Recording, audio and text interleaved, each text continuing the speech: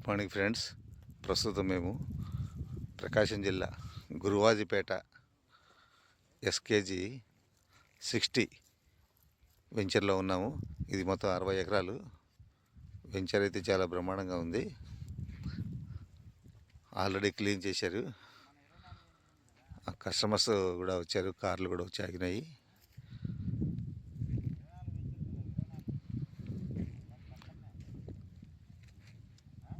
Soil అయితే బ్రహ్మాండంగా ఉంది.